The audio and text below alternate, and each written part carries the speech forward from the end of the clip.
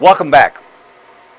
We're now starting a brand new week, and what we're starting the week this time, I'll just tell it as a story because it's so important. Our task this week, if we could call it a task, is to recognize the relationship that things have to us. I'll do it with a story of my daughter, Bree. You're going to hear a lot about my kids because, hey, I'm a dad. I got 4 kids. What can I say? I got grandkids, 4 kids. I'm an old guy. What can I say? The person taught me what we're going to deal with this week came to my house and helped Bree clean her closet. Bree now is in her 30s, but now she was 19. And one of the things that happened, she took everything out of her closet. Everything that was in the closet, took it out, and it was all scattered all around the room. And we had done a particular thing that we'll get into about what we'll call a soul print, but that's later on. And what she did, she had a dress that she'd had since she was 13. It was kind of like a prom dress, a long dress, and it was frayed on the bottom. And obviously, her body was bigger; she couldn't wear it. And Donna, the woman who taught me all this cool stuff, the stuff we're dealing with this week, asked Bree, as Bree's just hugging that dress, "Honey, what's that dress for you?" And Bree just looked at her and said, "Oh, there's nothing you're going to learn about me. I cry a lot.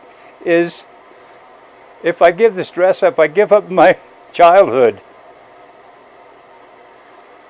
See, the power of things in your life is so powerful. And you look around your house, you look around your office, you look in your closet, you look anywhere, and you see this incredible mass of unfinished projects. You got a storage bin someplace, you got stuff stuck at your parents' house, an ex-boyfriend, an ex-husband, whatever.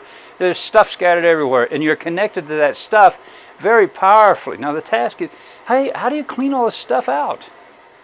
Let me illustrate even deeper to this thing. There's a family that I'm aware of that was of a single mom. She had 3 kids, and she lived in a very poor neighborhood. She was on welfare, and all kinds of things were not working for her, including her son was in a gang, and he was like 12 or 13, and the gangs were getting him. His kids were doing terrible in school and the rest of the stuff. So what she did was a team of people went in and helped her clean her house and take care of stuff, and she had a set of dishes that were buried in a closet where her grandmother's very precious, beautiful dishes.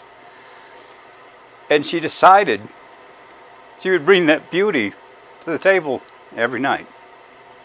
And they would have dinner at the table together as a family on the beautiful things, the only beautiful things that she had. Every night they met around that beauty because she created the beauty, a beautiful table. She created a spot of beauty.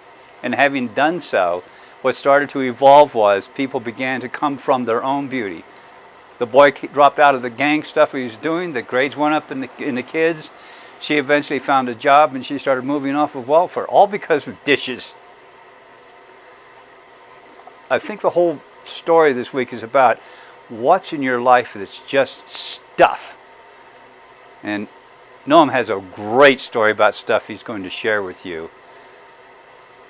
I think it'll help. And let me tell you another story while we're telling stories, I guess. I got a friend of mine that is known in Israel as the American who cleaned the sink. That sounds really weird. Well, he was a trainer of types, and he was in Israel, and he was at a kibbutz. And he went into a bathroom at the kibbutz, and he cleaned the sink. Well, when you talk about cleaning the sink, you're not talking about just cleaning the sink, like wiping it out or something. Ron really cleaned the sink until it was like a brand new sink in the area around it. And then he went on his merry way. It was a couple of months later that he was someplace in Africa that he saw somebody from Israel who he'd never met. And the guy talked to him and said, "Oh, you're the American that cleaned the sink." He said, "What are you talking about?" And he said, well, the guy told him, he said, "Well, I'm from Israel, and there's a story that goes around Israel about this crazy American came in and cleaned the sink, and the people in the kibbutz thought, we're not going to have an American come in and clean our sink. I mean, what's it like for us that we would do this?" So they actually got together and cleaned up their whole kibbutz. Well, that meant everybody else in the neighborhood had to start doing the same thing, and other kibbutzes started cleaning up their stuff too, cleaning their sinks, cleaning out their closets, cleaning stuff up. And all he did was clean the sink. You have no way of knowing in the beginning how powerful it is for you to clear and clean something. For example, and I know every woman that I met knows, when you wipe off a table or something, you just wiped it off. But when you clean it, there's a shift in the energy that actually occurs in your environment. And that's what we're after, for you to know your environment reflects back to you who you are inside. Now let me ask Noam to come forward and tell a story about him. Go.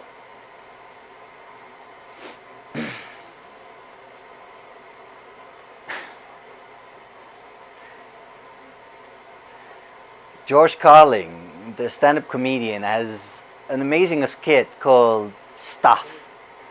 And in that skit, he talks about the fact that your shit is stuff, and other people's stuff is shit. And that really resonated with me because of the life I lived. When I was 18, I had to move from Belgium to the UK. And so I put as much stuff as I could into a bag and went to university there. And then I came back on holidays to Belgium, and on the way back to England, again I packed a bag full of stuff to have more of my stuff there.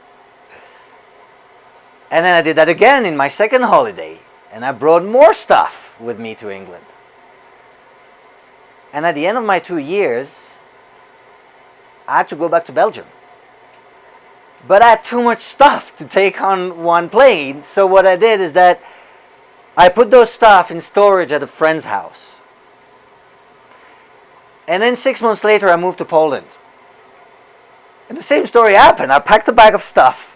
I took it to Poland. Went back to Belgium 6, 7 months later, and then I packed another bag of stuff and took it to Poland. And then 2 years later, I moved back to London. And so what I did is that I left some of my stuff in storage at a friend's house in Poland. And so I moved back to London into a small apartment, because that's what London is. And I couldn't collect back my stuff from my friend's house because I didn't have space. So all my stuff stayed there for 4 years that I lived in London. At the end of 4 years of living in London, I was moving to New York because I got a new client there. So what I decided to do was to bring my stuff back to Belgium before I moved to New York. And what I realized that all these stuff that were packed away at different friends' houses, I actually had no idea what they were. When I eventually went there, the piles of boxes, and I'm not joking, like literally like 3 or 4 piles of boxes this high. I don't know if you can see in the camera, but this high compared to me. And I looked at these boxes and I thought, what is in there? I haven't needed any of these stuff for the last 2, 3, 4 years. I have no idea what's in here. And as I unpacked the boxes, suddenly I was like, oh yeah, I remember this. That's my t-shirt from there, and that's, you know, the chandelier from here, and that's a painting from there, and that's this from there. And suddenly all these stuff brought back so much memories, and I was like, oh, I love these stuff. But I only had a van this big to take back to Belgium, so I couldn't take everything with me, and I had to decide what I was gonna give up. And that felt really painful, because all these stuff, now that I had them in front of me, were so meaningful, which was really weird, because when it was packed away in the box, I had no clue what was in there. And so I did something that completely changed my life, which is that I started taking photos of all the stuff that I wasn't actually going to ever use again, or that I wasn't going to actually wear. And for each photo that I took with my mobile phone, I wrote a little note as to what were the memories attached with that object. And after I'd done that, all this stuff, I gave them away. And all the people who came to pick up these things were so happy. They were so happy because they had all this free stuff that they really needed and that they really wanted. And that's when I realized that actually the stuff you own you.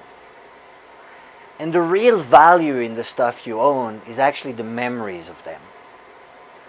And so, after you've completed the first exercise that Jim has set for you, the second one will be to give away some of these stuff. And you will discover an incredible freedom an incredible pleasure into giving these things to someone else. Lately in New York, we moved to a new apartment and we decided we needed a bigger table. And so we had to get rid of our beautiful little round table that we loved, me and my wife. And we found someone who really wanted it. And I'll never forget this Jamaican woman sort of waited outside of our apartment with her car as we sort of walked back, and we went upstairs, picked the table, rolled it back down, and she was so happy about the table. And she started telling us about how this table would be in her living room and they were going to eat on this table with her children, and she was going to put a glass thing over the table and it was going to be beautiful. And that's also when my wife really understood why it was so important for me to give this stuff to other people, because it made her so happy. And this week is going to be an amazing week. You're going to do some really cool stuff, and I really look forward to seeing on Saturday what are the great reflections you got from doing such small things as cleaning your closets and giving stuff away.